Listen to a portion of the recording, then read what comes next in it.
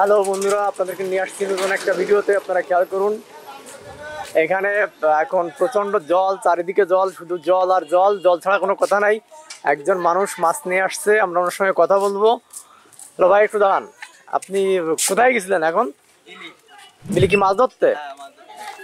ও যাই হোক, কি আজকেই ধরা?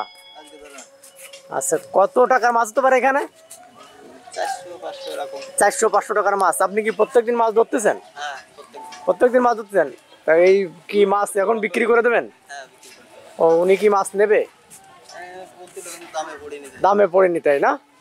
আচ্ছা, তাহলে কি মাছ ধরে কি করেন, কি আপনি মূলত কি করেন?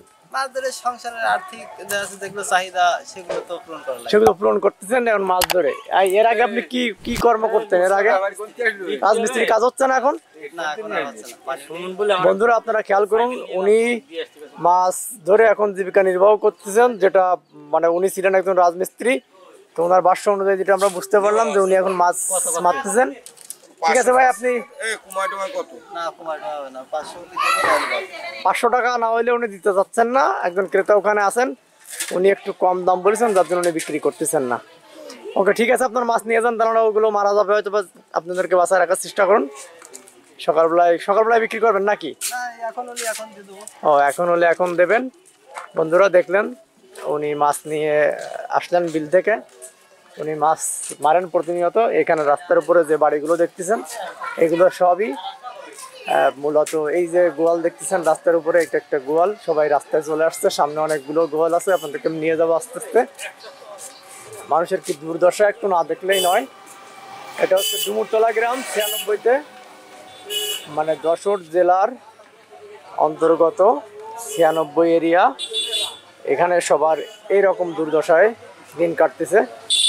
রাস্তার উপরেই মূলত সবাই সবার গরু নিয়ে আসছে। বা বাড়ির অবস্থা আপনারা খেয়াল করুন, প্রত্যেকটা বাড়িরই এই একই অবস্থা, ঘরের মধ্যেও জল। ঠিক আছে বন্ধুরা, এখন এই পর্যন্তই এই ভিডিওটা। এর বেশি আর আমি যেতে পারছি না, কারণ আমাকে যেতে হবে আরও একটু দূরে একটা গ্রামে। তো মোটামুটি এইখানকার অবস্থা এইরকমই। একটা আস্তে আস্তে তোমার স্কুল কোথায়? তো স্কুলে কি জল উঠে গেছে নাকি? কি স্কুলে যেতে পারতেছো না? আমাদের তো রাস্তার সাইডে ক্লাস হচ্ছে। রাস্তায় ক্লাস হচ্ছে? কোথায়? ওই যে ওই পাশে। মানে স্কুল এখন রাস্তায় হয়, আর স্কুলের মধ্যে কি জল? না না, আমাদের স্কুলে তো জল। আমাদের স্কুলে জল মানে ক্লাস প্রতিনিয়ত হচ্ছে না। আর শিক্ষকরা কি রাস্তায় ক্লাস নিচ্ছে? রাস্তার পাশে কোথাও? ওকে, শুনলেন বন্ধুরা। তো কি তোমার লেখাপড়ার কোনো সমস্যা হচ্ছে এর জন্য? জলের জন্য, জল আসার জন্য তোমার লেখাপড়ার কোনো সমস্যা হচ্ছে? কি টিউশনি পড়তে যাচ্ছে? মানে তুমি কি প্রাইভেট পড়ো? জলের জন্য স্যার আসতে পারতেছে না। বন্ধুরা, এই হচ্ছে অবস্থা। তো বন্ধুরা, আপনারা ভালো থাকুন, অবশ্যই শেয়ার করবেন। এ পর্যন্তই। ভিডিওটা দেখার জন্য অনেক ধন্যবাদ সকলকে। ভালো থাকবেন সকলে।